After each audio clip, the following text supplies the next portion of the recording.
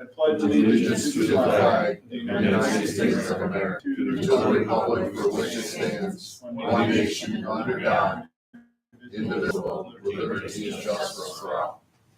Okay, well, welcome to our June 27th, 2024 Jefferson County Local Development Corporation monthly meeting, monthly board meeting. We have any guests required to fill the floor or anyone required to fill the floor. Having said that, the minutes are on page 3. They've been received and reviewed, and if so, motion to accept them as received. I'll make a motion. Second. Rob, and I didn't hear the second. Me. Okay. You missed me, Rob? Well, I was looking for the first. That'll be the first and last time I'll say, yes, I didn't, I missed you.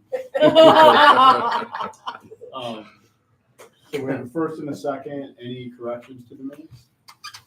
Okay, having said that, all in favor, aye. Aye. Any opposed?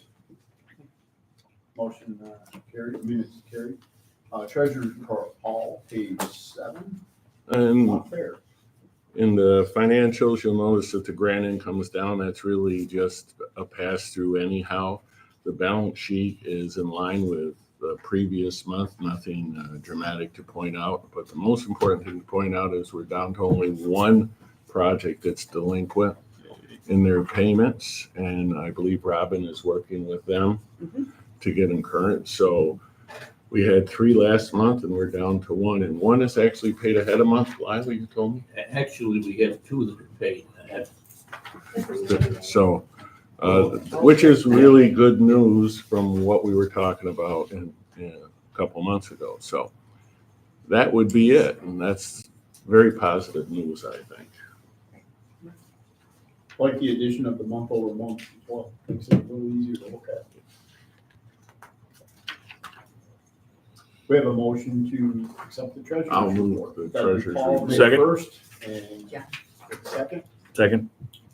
Okay. Any other discussion or questions? All in favor, aye. Aye. Any opposed? The motion carries. Treasurer's report. Do we have any committee report? Committee reports? Probably not. Okay, council reports. Moving to Jay, you're first. Well, good morning, everybody. First thing I'd like to do is congratulate Lisa. She became vice president at Watertown Rotary Club board of directors yesterday. But you're second vice president. You're vice so president. Congratulations to you. Well done. And when you become president, then I get to be vice president. God bless you. Yes. Oh, boy. So, anyways, just wanted to make that Thank note. you. One thing, and I'm actually going to ask for approval for this. It happened very quickly. On the Ag Development Council, we have a position for FFA student representative, and it's been difficult. Sometimes we have candidates in there, sometimes we don't. Right now, we have a young woman named Daphne Kronk. She is a student at South Jeff, and she is the district president. She just started her term as district president. She has 16 different FFA chapters under her leadership now, and she is very excited to represent FFA on the Ag Development Council. She was in Monday, I think it was. And we spent probably 2 hours going over what being on the Ag Development Council means. She also is trying to do a large project to bring FFA chapters together under her leadership. And she was looking for event planning assistance. So sat down with her at that time for quite a while and talked about how to plan out events. And I think she's going to be a really good addition to the Ag Development Council for her term as district president. So I guess it's customary that we do appoint that person. So I'll just throw that out there for your consideration. Over the pit. She is student still? Is she Yes. senior this year? Yes, this will be her senior year. Yes, if I remember correctly. I think it's great. I'll make a motion now to appoint. Maybe we should make that position as the FFA chapter president as a standing appointment. So when her term ends and a new one comes in, unless they choose not to, they become a member of the Ag Development Committee. I agree with that. If it's not already set up that way, it makes.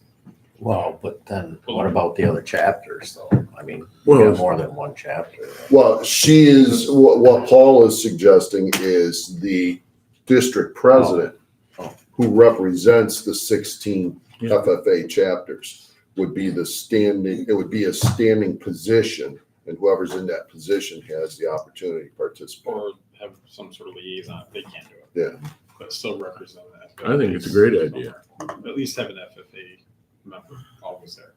That, If I'm not out of Mr. Chairman, I move that we authorize that. I'll second that motion. We have a first and a second. Any discussion? All in favor? Aye. Any abstain or no? that's very appreciated. I think it's great to have these young people on the Ag Development Council speaking about the future of agriculture. Just a couple other quick notes. Have been going to many of the FFA chapter banquets, end of the year banquets. Primarily, I'm supposed to be representing Farm Bureau, presenting a scholarship blue and gold bank. Yeah, it's that time of the morning. Jackets to scholarship recipients, but also have an opportunity to speak to the students. And it's just been fantastic to see the quality of students going through the FFA program.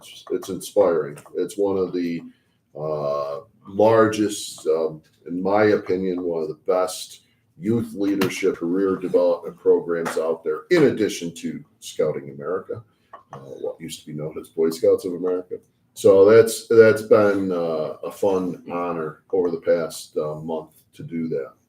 On the grant side of things, we've been working with farms, putting their grant programs together. Last week, went and did an inspection. You had approved a grant for Maplewood Sweets. He's on Massey Street Road, town of Watertown. And, you expect that your grant is going to have an impact on that operation. Well, as I was talking to Scott, the thing that I learned was that directly because of the grant, he now has another maple syrup operation that wanted to expand their bottling and marketing capacity, but couldn't do so on their own. So they now partner directly with Scott in the business. They're bottling their products, they're marketing their products directly in conjunction with his. So there's another business that was impacted by that one grant. And because of their partnership, that expands their staff capacity, their capacity to help other maple syrup operations. So there are now 9 other maple syrup operations across Jefferson and Lewis counties that they get their sap, they bring it to Scott and his partners. Scott and his partners do the boiling and bottling, and the other person comes in, puts their label on, and then goes and sells it. So through our one grant, we're impacting 11 maple syrup operations across Jefferson and Lewis County. I just thought that was a really cool story. Does Scott have his own brand that he puts out there? Yeah, Maplewood Sweets. So Maple Sweets. Where would you find that? Is that He does have retail locations. I think either him or his partner is working with the Taste New York store up there at Thousand Islands Bridge. I know that's one location that one of them has their product in.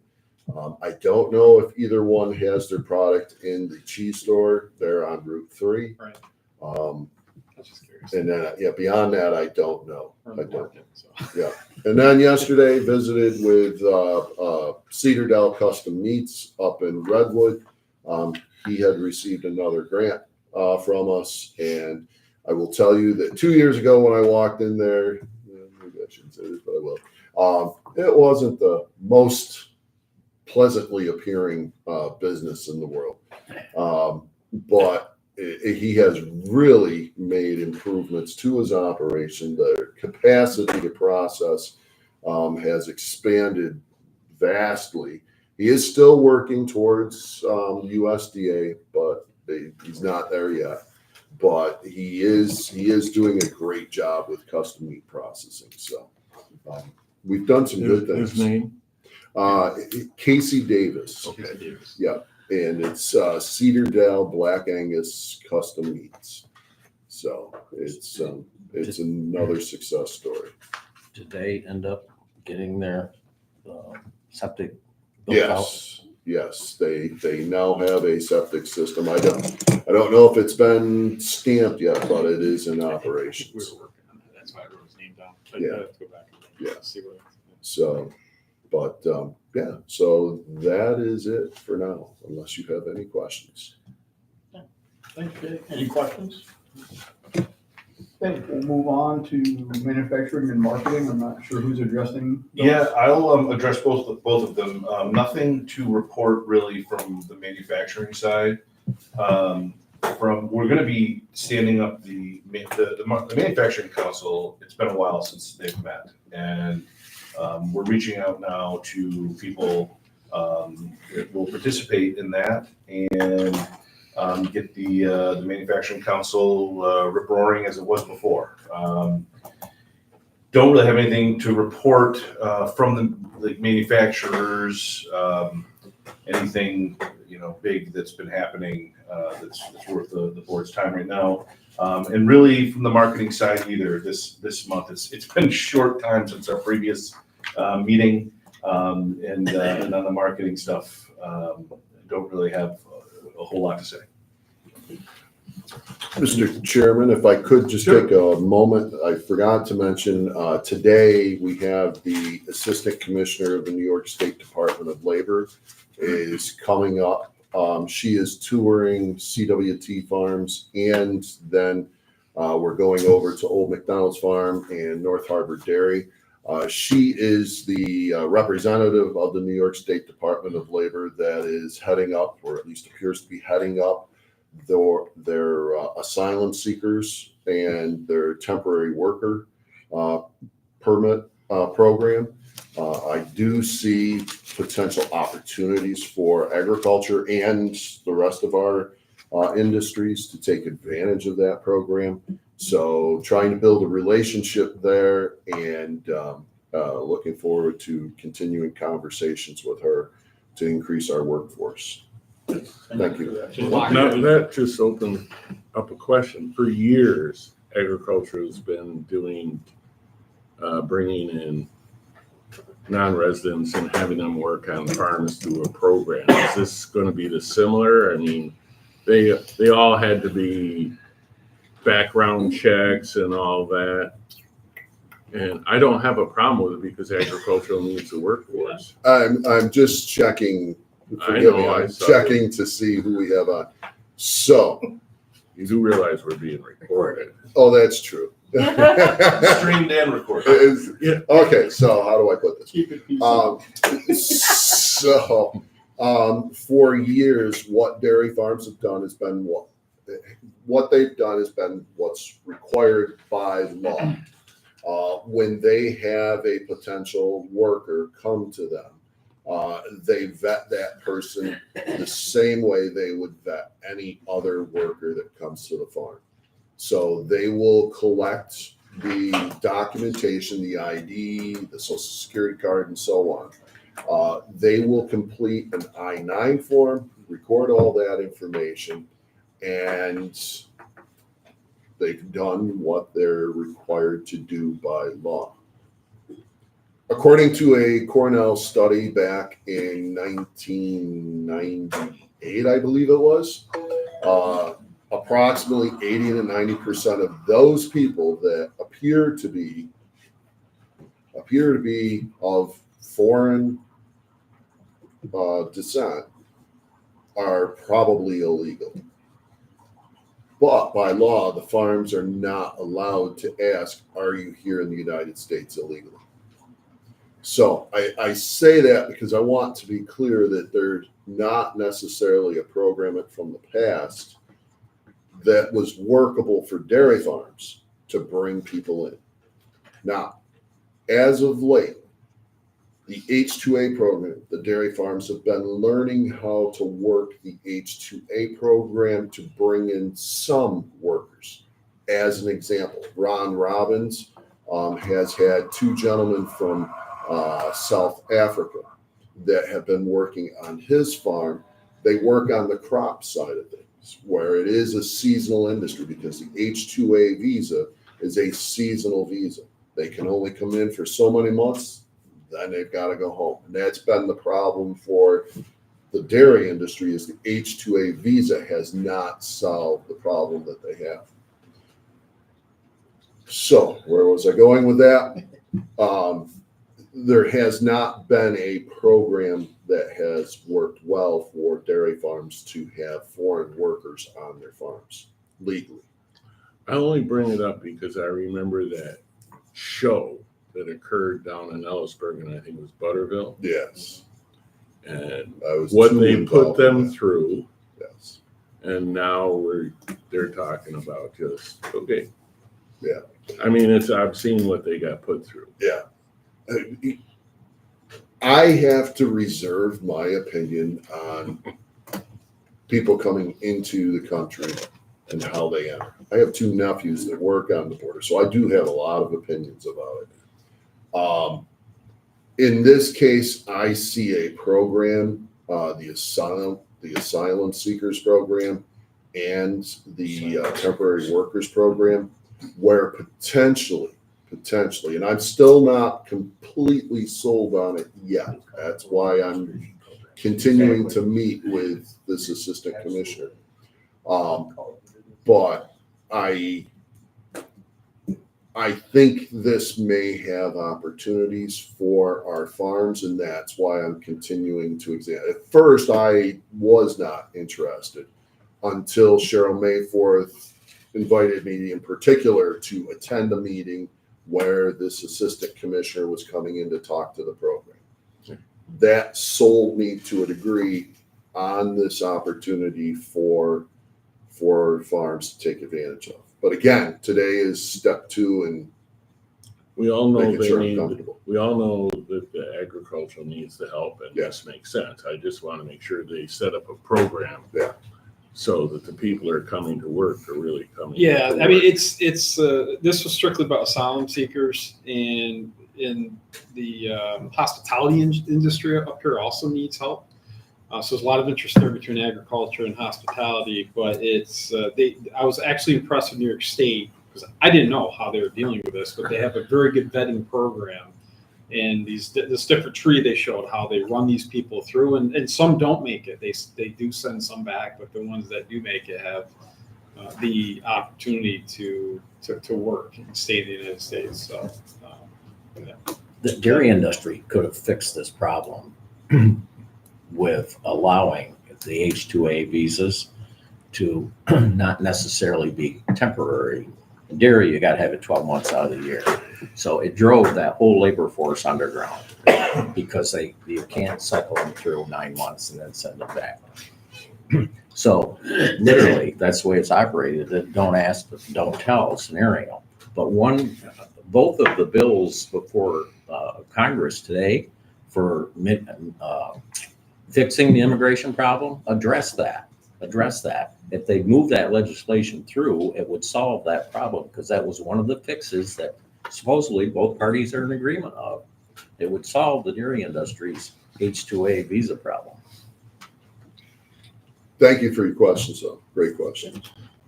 All right, anything else? Could I add one other quick thing, sort of a marketing / manufacturing / small business thing. Last week, the Department of Labor, in conjunction with Empire State Development, had a small business meeting up at the Antique Boat Museum with Clayton, and there was a couple of members of our board that were there. And this was a pretty great little program that they had, where a number of the different agencies, regulatory agencies, whether it be liquor authority, labor, insurance, they had a small little presentation. Each one talked for 7-10 minutes about what it is that they do and how they work with small businesses. And then they have tables set up, and we had over 50 attendees. And it was I heard it was the best one that they've had from an attendance standpoint so far. And so I just wanted to mention that, and we helped get the word out on that, and well attended. And then we went right to a business after hours for the chamber, which was also at the Antique Boat Museum. It was a great afternoon. I just wanted to just say that one quick little thing, and thank you to Chairman Johnson was there, and a couple of our elected officials. It was just a great program, so I want to mention it. All right. Page 24, ARPA funds round 1, and then 25 ARPA funds round 2. Who wants to address those? Yeah. I'm working on that. Yep, Perfect. that's my new I project. thought it was yours. Yep. Well, we're seeing the activity coming in, and they're especially on the round 2. I'm the week after, I'm gonna do a deep dive and really pull them through, because there's some inactive ones on round 1 that I'm like, okay, if you're not gonna do it, we'll give it out to somebody else, because we still have a waiting list and people have checked if you got any money. So that's what we're gonna do. I'm working with Marshall and Jay just to tighten this rate up. So we'll get rid of all the money, and it'll go to good causes. So we've had like the round 2, you see the totals there. Some definitely activity. Jay's the food resilience. The ag grants, they're coming through right now too. The tourism is kicking in because they're seeing, okay, I got to get this stuff done. So it's a work in progress, but we'll tighten this right up and we'll get rid of all the money. Absolutely. But we're gonna In a good way. yes, give it to eligible grant recipients. We understood. Never give money back. Any questions? Page 24, 25? Where we are? As we did mention, we don't have any grants to approve this month. And so really, it's just been a matter of us working with people that have received awards and getting them squared away and reimbursed when they have all their pieces together. Okay. Well done. Thank you. Anything from council for this meeting? I doubt, but I'll ask. No? Okay. Sorry, I'm done, nothing on my end. Thanks. Okay. I assume that's what that meant. Any new business before the board for this meeting? Do we have a motion to adjourn? So moved. Dave first. Second. Paul, I didn't miss you this stuff. Rich. All in favor? You heard Lisa? I heard Make it Lisa. He says, I didn't miss you this time, Paul. And she's like, well, I got Lisa. I didn't hear you even say anything. I heard like 3 people. And that We said Paul- it at the same time. His voice was more resounding. It was an acapella. All in favor? Aye. Aye. Any opposed? We can adjourn. We I'm move not to our gonna next say anything meeting. else. Sorry, Lisa. I will not miss you next time. I'm gonna have a lot of energy. I'm gonna delegate the authority. You've been away too long. Yeah, I know, yeah. It's taking time on. We'll call to order our Jefferson County Adult Development Agency June 27th, 2024 meeting. We've already done the pledge, privilege of the floor, still no guests. Extends to members, okay, no privilege. Having said that, the minutes are on page 3. Motion to approve. Okay, Lisa first, any second? Second. That'd be Bill. Any discussion on the minutes? All in favor, aye? Aye. I have to abstain, I wasn't here. Any opposed? Okay. Moving to the treasurer's report, page 8. Nothing real earth-shattering to report. Revenues and expenses are all in line with the previous month and expectations. Rob brought it up before. Lyle's created a comparative balance sheet that we get to look at now from the previous month. And if you look, things are pretty much in line with the previous month, except for the grant type stuff. All our loans are current, which is really great to say again. And I just want to point out, you may see some changes in this since we really haven't made it through the month. And this report was compiled with only a partial month worth of stuff. So we may see some changes next month. Page 15, you mentioned all the current, looks like just see that, 15. the micro. Oh, the micro enterprise. Yeah, we're reaching out with Painful Acres, but Taste of Design, they caught up and they paid Perfect. the next month's, so those. So I gave that report with the wrong meeting. That's all good. But we're working with Painful Acres and seeing what they can do. Their times are tough for them right now, but we're working with them. I see one that was past due is all caught up. The one that had the demand letter, so that's good. We actually have two that are paid ahead that were Perfect. chronically. Yeah. Yeah, that check came in for Taste of Design after this was printed up, so Okay. we're working hard. Well, they're probably doing better because Cold Doc's closed. They, so they're the only, Well, Usually the they only ones- retired some debt too. yeah. I was talking to the co-owner a couple weeks ago, like Shadow Steve. And he said, they were working on it. I didn't bring it up, he did. Well, Mike stays in touch with us. Yeah, We have a motion to accept the treasurer's report. So moved.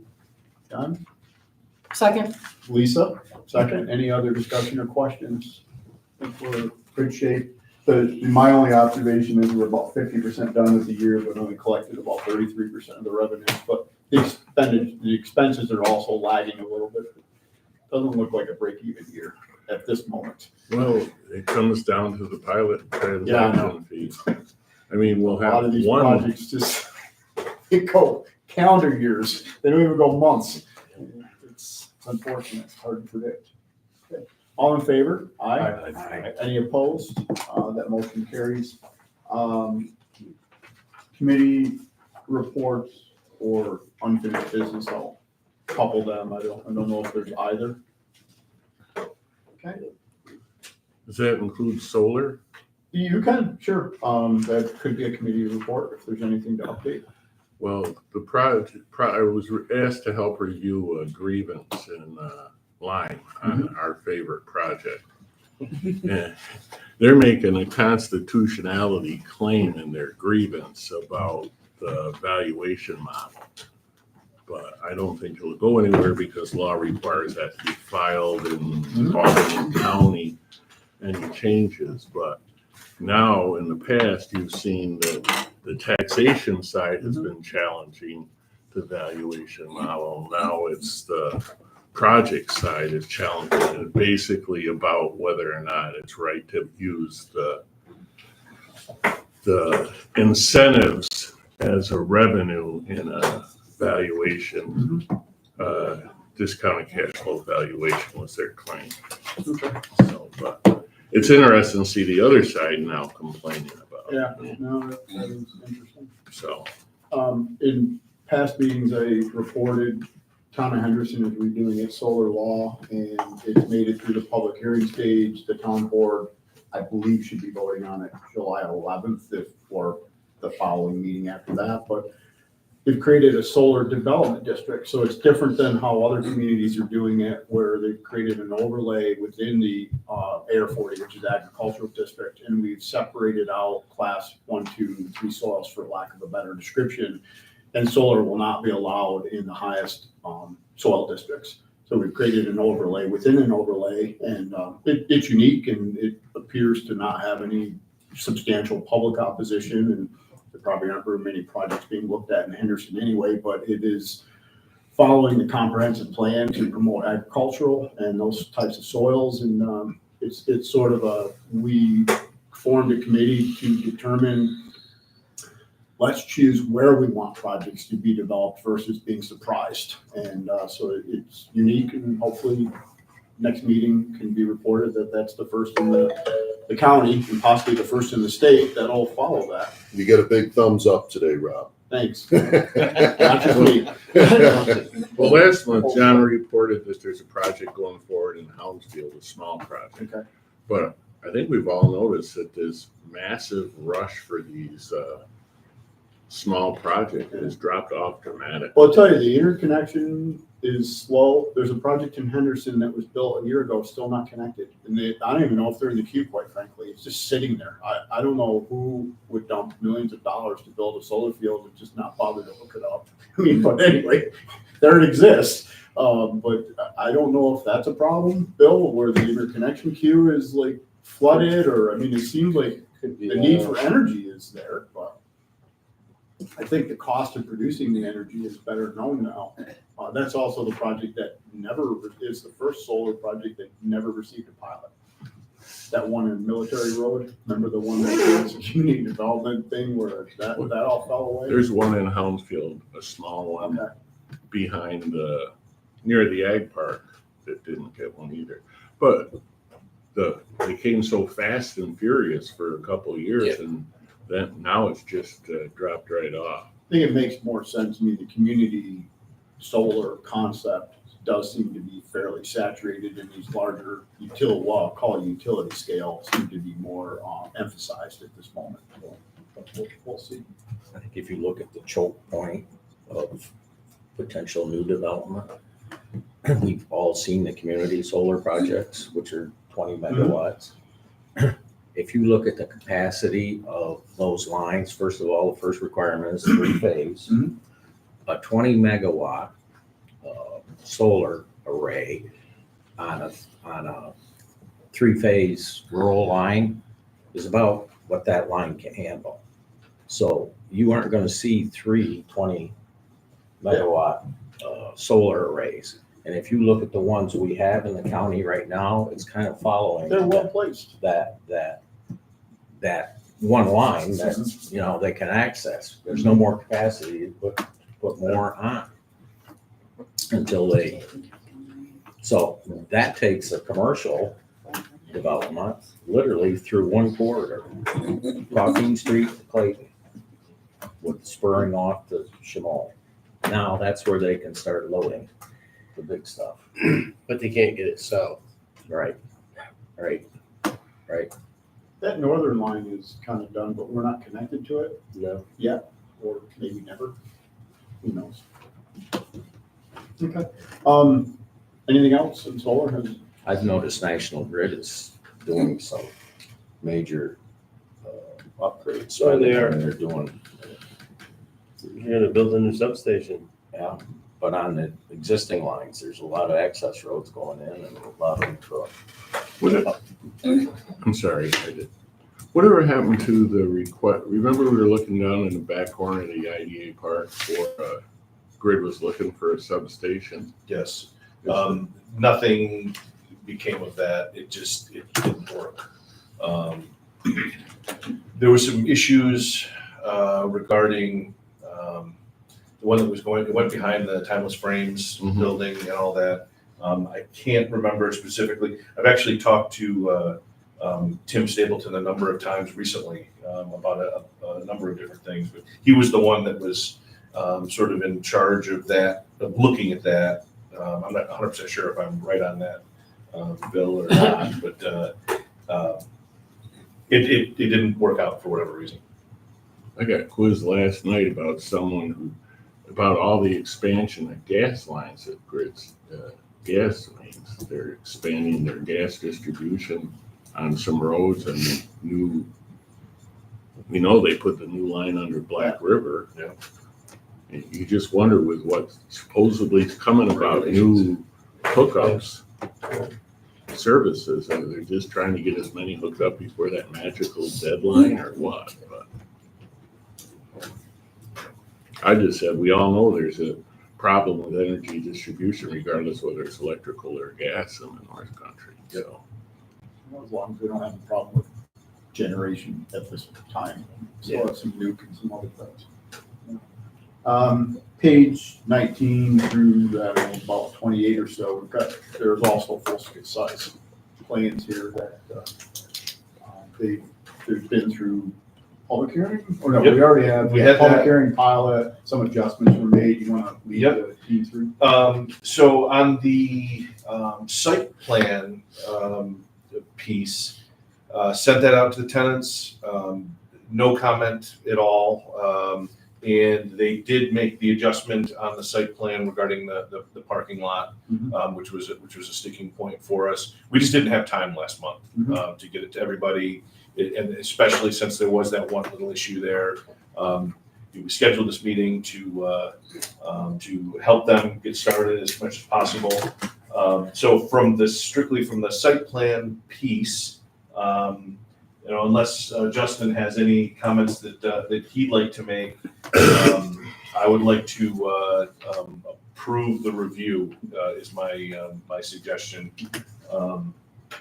Justin, on the pilot piece, I know they did send you that the updates. I didn't hear back from you regarding if they were acceptable or what. Do you have any thoughts you'd like to share? Yeah, I think we would benefit from some time internally to review that with you and staff. And then we can develop what would look like a resolution accepting an amended application and authorizing the amendment to the existing IDA documents.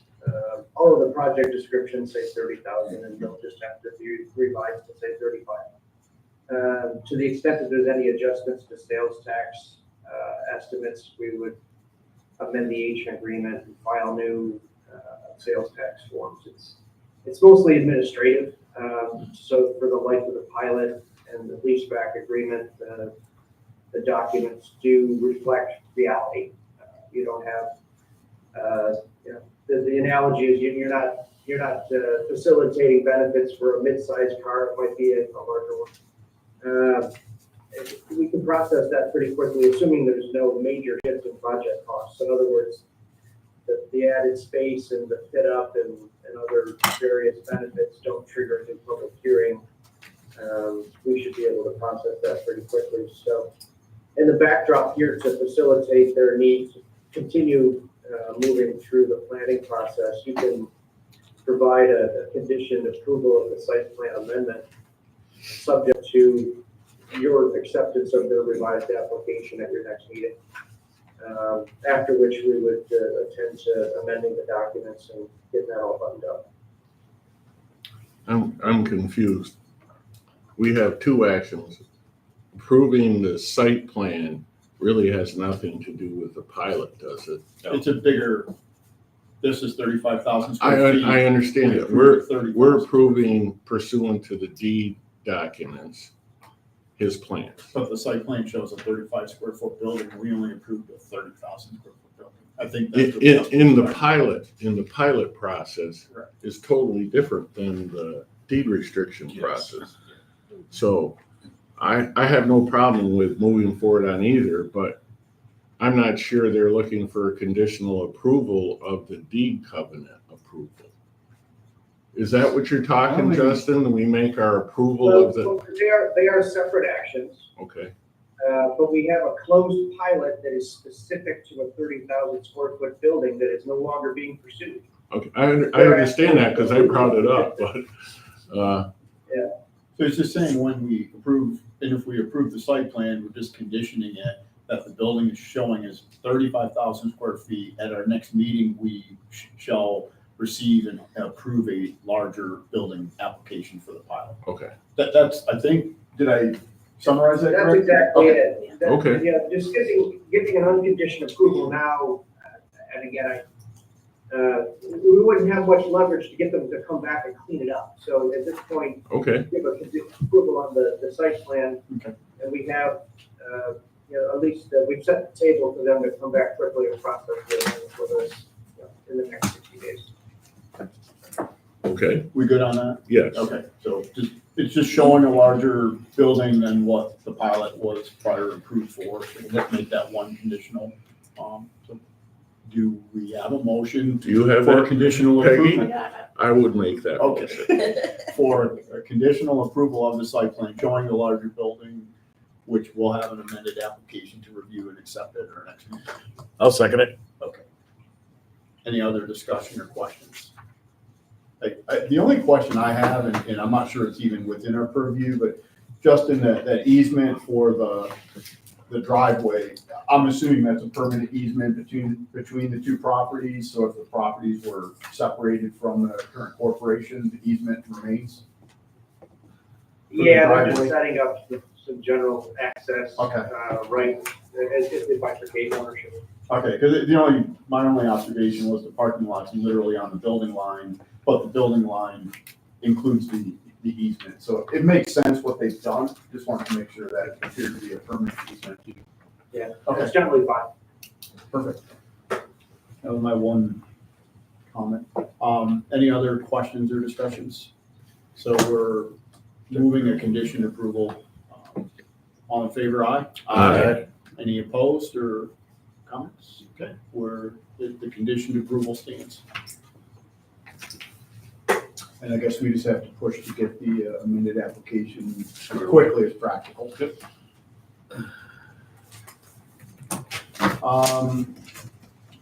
Page 30, I think, yeah, 30. We have the organizational resolution, the Area Redevelopment Corporation. So I don't, Justin, was Joe mainly working on this, or you? I mean, if you can kind of give us the 30,000 foot of what we're moving on. I think most of the board has followed this. You could just walk us through this. I'm sorry, this for, The development, or Deferia Redevelopment Corporation, just, it's our organizational, resolution, just kind of walk us through, Yeah. what we're working on. oh, absolutely, yeah, just to give you some background. You're all familiar with the project generally, and the planning process thus far has involved the county acquiring the property, and then the utilization of a new local development corporation to be a property holding and development arm to eliminate some risk of the county and the IDA and others. And also to work with NYSERDA and with developers, eventually we will be putting in the renewable energy assets there, and there'll be some excess space for the redevelopment that this LDC would oversee. Earlier this year, the IDA board agreed to serve as the sponsor and the entity forming the local development corporation, in essence being the sole member. And the board of directors, as appointed, is made up of, and was intended to be made up of 3 IDA members, 2 LDC members, and then on an ex officio basis, the village mayor and the town supervisor. We incorporated the entity. It's a standard LDC certificate of incorporation that's somewhat tailored to this real estate development entity, and within that, and the process that we typically follow is the sponsoring member, in this case the IDA, serves as the initial directors. When you form a corporation, you need to list some actual individuals to serve in the capacity of initial directors. And they're listed in the certificate of incorporation, so congratulations to the IDA. You 7 right now are the initial directors with the intent to memorialize the appointment of the board that I just outlined. Those individuals, 3 IDA, 2 LDC, and then the 2 ex officios are included within the organizational resolution. The purpose of today's meeting, the organizational meeting of the initial directors, the IDA, is really to set up the initial housekeeping and corporate profile for the entity. Once that's attended to, you in essence turn the keys over to that appointed board, so they have all the corporate stuff they need to take on business that's associated with the mill redevelopment. So you'll be adopting bylaws, which are pretty standard. They look a heck of a lot like the JCLDCs. It involves adopting the standard forms of operating policies that are required under the Public Authorities Accountability Act, which involving investment policies, property disposition policies, whistleblower policies, all that stuff that you're all familiar with as board members of the IDA. So in essence, you're getting everything set up and ready to turn the keys over and let them take on the task of project management as an appointed board. So with that background, the resolution adopts the bylaws of the entity. It adopts the various policies you need to have PAAA, and sets up that board to take over once you've attended to this formation activity. Okay, thank you. I'll read the resolution and then we can have further discussion. So this is the organizational resolution, DeFerry Redevelopment Corp. The initial meeting of the initial directors of the DeFerry Redevelopment Corporation was convened today.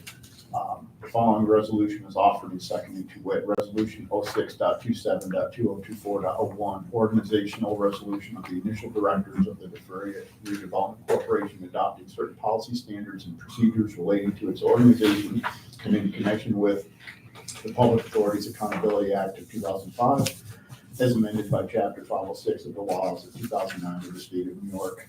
And there are quite a few whereas clauses, and it's just outlined by council. The initial directors are JCIDA board, and it's nominated below names of what will then be a later meeting, the DeFerry Redevelopment Corporation directors, who will then elect a chair and et cetera. So that is the resolution is read. We have a motion to accept it. I'll move it. Thank you, Ed. Second. And Dave. Any other discussion or questions what we're moving to do? Okay, roll call vote.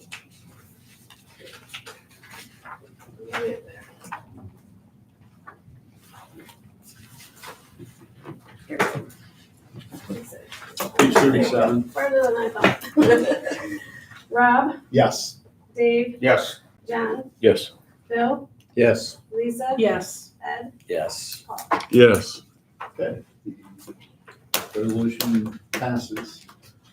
Refresh my memory. Have we, the county's next phase is going to do the remediation, or has it been done at that site? No, it's not done. It has not been done yet. We have taken title though. That happened last week, I believe.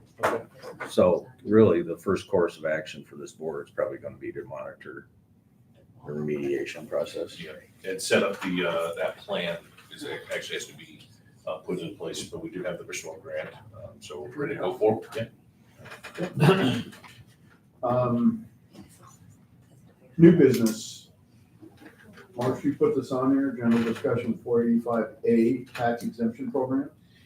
Yeah, so as we've gone through the 302 Globe process for the pilot for that mixed use facility, I've been talking a lot about I've been hearing a lot of talk, I should say, about the 485A tax exemption program, which is a program through New York State, which gives a quite a pretty high amount of property tax abatement, and it's a fairly it's a competitive program with some of the things that we offer from our pilots, and just wanted to get everybody sort of up to speed that they are looking to opt into the 485 program. The city of Watertown is looking to do that, and they've talked to the county, and they will be in discussions with the Watertown City School District. But just wanted to mention that that's out there. I know it's a program that you've all heard of, and we've talked about at different stages over the last couple of years, but it does look like the city of Watertown will be opting in. Justin, do you have any additional comments on 485A? It's pretty specific on things that it can be applied to, and there's not a whole lot of properties in the city of Watertown currently that would be that would qualify. Right now, I believe that there's only 2 left. But Justin, do you have any thoughts? That's generally a good summary. It's a fairly specific program that would pick up certain assets in more densely populated and built up areas. It can be utilized in conjunction with IDA benefits or stand in place of them on a case by case. So it's a good program to keep an eye on as it may affect some of your programming or present some opportunities from time to time. Are there any provisions in that for sales tax exemptions? No, So that's not a part of it. that's not a part of it, but it has a more aggressive tax abatement schedule. I believe it's up to 77% property tax abatement for 10. Yeah, it's 8 years. it's for a now. pretty, I'm sorry, it's a pretty aggressive abatement schedule. And to the extent that it is adopted by the taxing jurisdictions, the city or any other mix of municipalities, from a developer's perspective, if they have a matter of right to pursue it and are able to utilize it for all of the village, all of the taxing jurisdictions, it would be a more advantageous program to pursue for them to just work with the assessor and leave it at that, as opposed to utilizing the IDA application process, the costs, and the reporting on a year-over-year basis. However, as we just pointed out, there may be on a case-by-case basis the need to round out the IDA application benefits, sales tax, mortgage tax, and otherwise. So to the extent that these do pop up and they want to utilize the IDA process as a supplement or on parallel with their matter of right exemption process under 45A, you would have the opportunity to work with them, and you have it in your application now. We set it up. We've only used it on a sparing basis so far, but they could do sales tax, mortgage tax only with an abbreviated fee schedule to help them on the construction phase, and then you wouldn't have the long-term pilot administrative obligations. They would just work with the assessor. But this refers to it mainly in housing, correct? So becoming housing, it can't be a case where it was housing previously. It would have to be like a manufacturing facility that is going to become a mixed use project. That's correct, right? Where it cannot have any housing in it currently. Yeah, well, largely it's a conversion of existing commercial warehousing, manufacturing, or otherwise. It's really going to target the Rust Belt type abandoned or underutilized warehouses. The old rambling buildings that are difficult to renovate. The program's meant to supplement other sources of capital and tax benefit, like historic tax credits if they're renovating. If they can aggregate affordable housing tax credits, if it is going to be an affordable program, or even a brownfield tax credit under a BOA or otherwise in the PCP. It's just another tool to get at those kind of assets. So largely they'll look like mixed use, similar to what you've looked at and are approving for 302 in the city of Watertown right now. The renovation of an existing building that's underutilized or would otherwise be demolished, bringing it up to its highest and best use with some commercial and some housing in it. If I might, would there? And I'm just thinking about this because we have that core property that was the former Mercy Hospital site. Core would they be able to utilize 485A in that particular case to demolish a building and then, or is it just rehabbing a building? Could you demolish one and then put up mixed use and still don't go 485? Would you like me to read you the summary from the taxation office?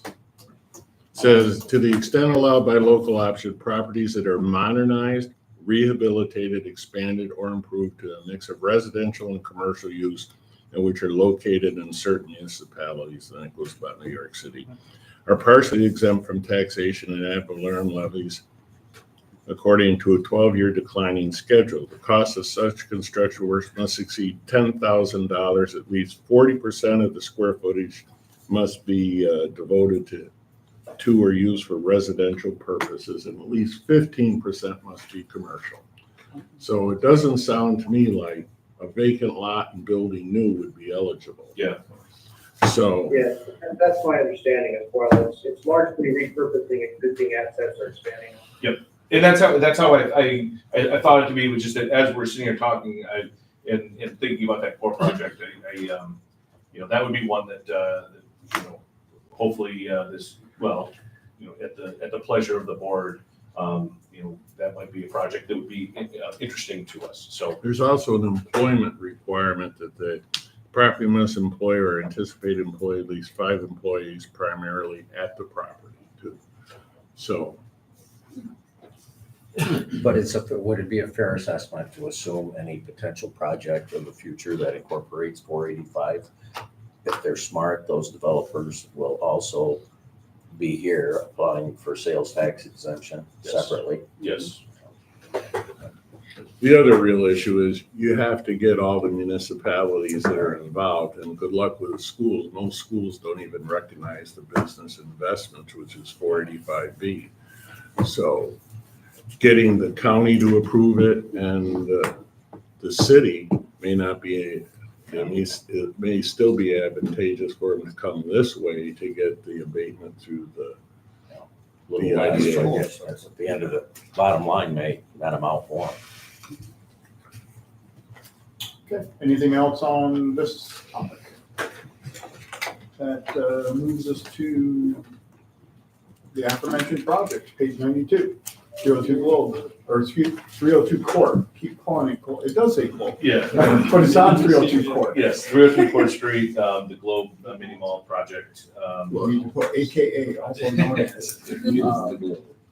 So resolution 06.27.2024.01, resolution of the Jefferson County Industrial Development Agency appointing 302 Globe LLC for itself and or on behalf of one or more of the entities to be formed collectively the company and as its agent to undertake a certain project as more fully described below, authorizing the execution and delivery of an agent agreement, lease back agreement, payment in lieu of tax agreement, and related documents with respect to the project, authorizing the provision of certain financial assistance to the company as further described herein, adopting findings with respect to the State Environmental Quality Review Act, SECR, and authorizing the execution of related documents with respect to the project. There's a number of whereas clauses which identify the location and the size, 32,000 square foot, 16,000 will be commercial retail, the 11 market rate apartments, signage, et cetera.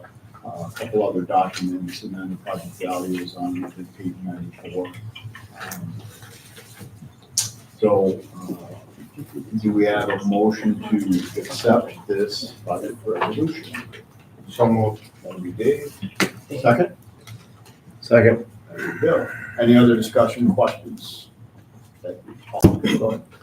I think we need to be extremely careful about moving forward with residential housing type projects. While this one is truly a mix of commercial and residential, let's not forget we said no to phase 2 out at Morgan. We recently said no to expanding the project in Sackett. Remember, they had approved 90 units, they built 50 and stopped. To me, I wonder whether or not we should revisit our UTEP to clarify that we will consider housing when it's a mixed use or rehabilitation of a dilapidated building, which this is.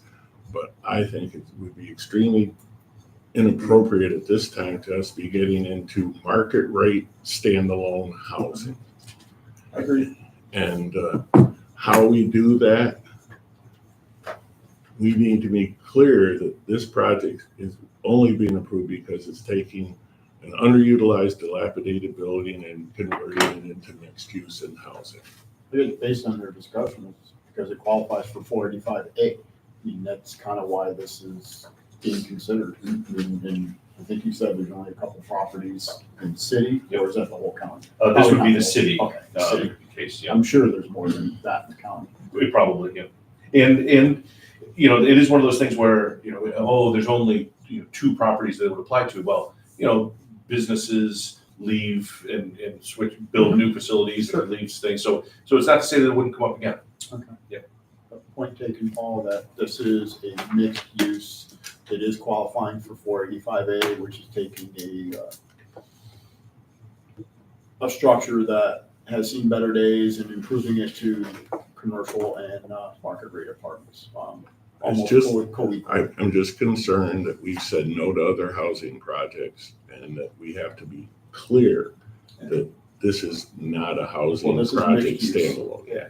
So, I think if we want to actually add that qualifying into the resolution. no, I don't think it's Okay. necessary, but I mean, it says it in here that it's mixed use.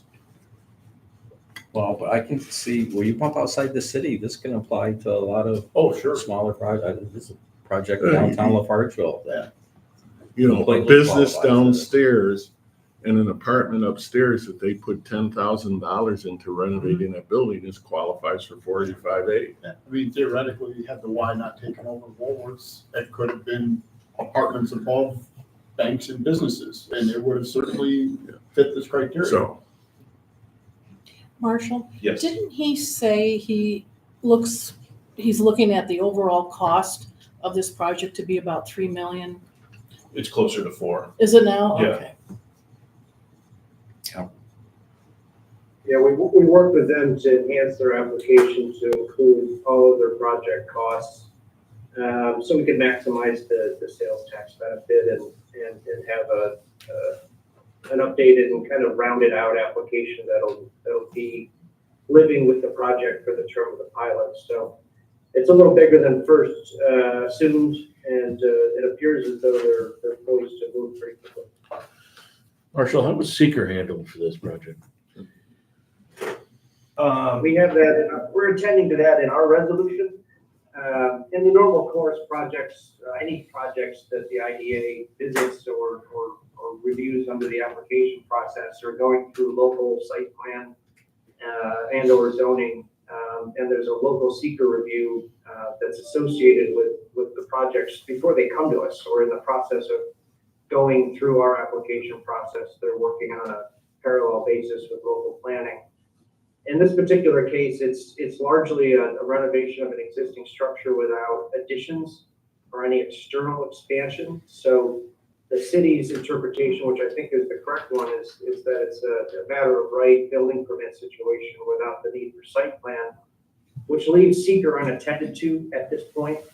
For our perspective, at first blush, we would say, well, it's a type 2 exempt action for the IDA as well, because it's all rehab internal, but the IDA process does involve the lease of the property to us and the lease of the property back to them, which technically is a seeker trigger. So what we do in these instances is just have the applicant fill out a short EAF, and we do an unlisted review and uncoordinated adoption of a neg deck just for belt suspenders.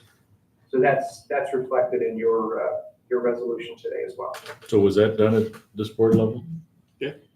No. Was it? It's, well, those are in the docs, yes.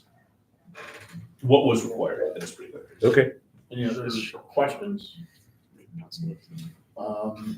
This is also a roll call vote. Can't say that. Rob, Yes. Dave, Yes. John, Yes. Bill, Yes. Lisa, Yes. Ed, yes. Paul. yes.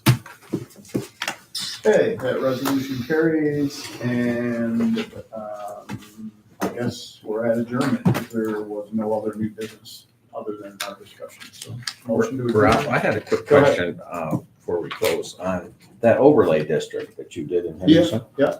When you took out the top 3 classes of agricultural land, did it, of the total topography map, did it take out 30% of the land mass? 40? So there's two qualifications. Henderson kind of has that isthmus, which are all the islands, and it's the western section of the town.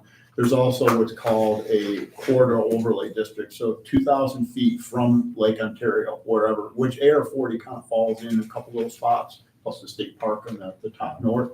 So that 2,000 foot band was taken out. It's excluded.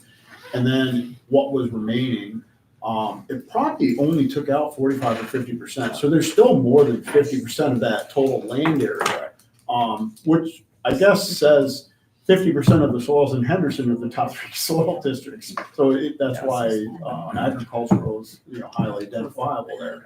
But and there's not a huge amount of like weird topography. I mean, there's not a lot of plateaus and valleys. There are some wetlands and things. So there's still a very large, what I'll say, contiguous blobs of like, they're not like well-defined blobs. That's going to be the difficulty of the planning and zoning boards, is to find those GIS coordinates to, like, because it's really, if you know the soil maps really well, so you can tell they're not like straight lines. So finding those locations are going to be difficult. Well, what gets That's to the one challenge. what I'm getting to is my point is there's room to accommodate. There's room to take Oh, care gosh, of yes. the tourism, so people aren't Yeah. looking at them. There's room to protect the farm, Yeah. good farmland, Yeah. and there's room to marginal or take care of. And there were 3 classifications of solar. So the ones we're talking about that exclude the top 3 are the utility scale. We're also heavily promoting, because of the large number of farms, we want the barns to be plastered with solar panels. So we're allowing on-site generation on existing farms of 150% of their energy uses. So they can still sell a little bit off to the grid, but they can use their needs. Most of the farmers we approached said, we don't care, we have our own generation system, we don't really need, but it gives them the opportunity to put small scale developments on a farm or a commercial use billing, and those are non-exempt, because clearly they're, the barn could be on a top 3 soil class, not likely, but it could be. Thank you. I think I asked, we had a first for adjournment, did we get a second? Second. Bill, all in favor, aye? Aye. Okay, we stand adjourned. Do we need to do the Deferred one next or skip 2? That's the order it was put in. Yeah, I have no Yes. preference. We have to? Okay, Deferred. Peg says Deferred. Okay, good. I wasn't sure if we're inviting other people. And I guess a semi-stupid question for council. So the initial directors are this board. So am I chairing this meeting, or are the officers that have been appointed in our resolution chairing the meeting? For the The Deferred redevelopment. Yeah, well, it sounds like you adopted everything already as the IDA board, so I don't know, you can redo it now. For purposes of running that. Okay, because I was curious why this was in, I was assuming it was the organizational meeting of the actual officers we appointed, that then have to elect their own chairperson and whatever, so I don't, what's the purpose of this meeting? Well, technically, the approval that you did during the IDA meeting, Yeah. but adopted what you're looking at right now, we can run back through the same Okay. conversation. So we'll just do it under the heading of deferred redevelopment, but this is being approved by the JCIDA board, not the other officers that were elected by the. Right, the IDA has in effect made appointments of those appointed directors. Okay. The 3, 2, and then the 2 extra 50. Yeah. Yeah. So That's all the IDA was. I'm still trying to get at who's supposed chairing the meeting, Yeah. because I'm not one of the people. So that have been for- appointed. If I could, for Peggy's purposes to clarify, Yeah. what is your question or concern, Peggy? No, I don't. You're all set? It was my understanding the IDA appoints the board, so they've done We that. did that, yeah, But now this meeting has to adopt the organizational resolution. by the IDA or the board that was I don't know. appointed. That's what my Justin concern, can like, I don't know, is the clarify. IDA chairing the meeting, or is the board that we appointed for the DRC appointed chairing the meeting? Yes. The intent for the document you have today is for this new LDC's initial directors to meet today. You went through those discussions as a component of the IDA board meeting and had a roll call, which we're gonna kind of do it over now. It is you 7 IDA members meeting as the initial directors doing the housekeeping today. That's the intent of the DRC meeting. So Rob, just a point of order question. would it make sense for that board to nominate a chair, at least for this meeting? And then that chair take over and pass whatever resolutions? Would that be the? Sure, I appropriate mean, thing? I can open the meeting, but I'm not one of the people that have been appointed into this new LDC. So, Yeah. we can open the meeting and then just, those that are present can, I nominate somebody Bill. can just. So who's gonna draw the shirts? I'll nominate John Condino to be the chair. There you go. Second. Go ahead, For Justin. lack of confusion, the 7 people meeting in this meeting today, the initial directors are the IDA board. Yeah. And so you guys can choose who you want to run through the discussion, and that's Rob for the. Rob, let her go. Okay, so I'll open it. Good job. And then we can have a straw vote. So we're gonna open the newly formed Area Redevelopment Corporation. It's the organizational meeting of the initial directors. So the meeting has been called to order. I guess I will ask privilege of the floor if there is any. It's traditional, okay? So we've already, actually don't have the organizational resolution. We've already read it, so I think we need to read it again. Do you need that read again, Peggy? No. Okay. Good, because I don't have that handy here. So the initial directors are the IDA board. As part of the process, there were directors of the newly formed LDC. I'll read them because we didn't read them before. John Condino, Dave Converse, Bill Johnson, Rob Aiken, Lisa LaHouye, Joseph Cook, and Paul Smith. They're the ex officio. First is Mayor Villager DeFerrier, and second is Supervisor Tom Wilma. Were they invited or? I spoke They're not with present. Paul, they're not present. Okay. I spoke with them, well, I spoke with Paul yesterday. They have to be the chair people. Yeah, If exactly. you don't show up, Joe Cook is one I haven't spoken with. you get work. So with that, I'm going to be a bit more silent, and between John, Dave, Bill, Rob, and Lisa, you're here, so you guys can hash out, since it's the LEC, you can nominate who you want to be the chair. John's on top. I No, think he should be our just for chair. clarity, just hold on a little bit. The resolution is being adopted by the initial directors, Okay, and you're adopting the bylaws. Yep. You're adopting the policies. You're not dealing with any chairs or any staff, any board positions. That's up to those guys when they choose to meet. They might meet next. okay, Okay. all right, so we're only just forming the corporation, we formed the corporation already. Yeah. Okay, Housekeeping, the corporation has been formed. The initial directors today, you are adopting bylaws. That's what you want to live under. okay, so we've already done that. Well, you did it, you talked about it inside the IDA, but for technical purposes, you kind of jumped ahead inside the IDA. So I do have to read this. Thank you. I will read, I will, the initial directors will read the bylaws under the Area Redevelopment Corporation, newly formed LDC, and we, the initial directors, will adopt the same resolution presumably. Organizational resolution, Area Redevelopment Corporation, resolution 06.27.2024.01. Organizational resolution of the initial directors of the Area Redevelopment Corporation adopting certain policy standards and procedures relating to its organization in connection with the Public Authority and Accountability Act of 2005 as amended by Chapter 506 of the laws of 2009 of the state of New York.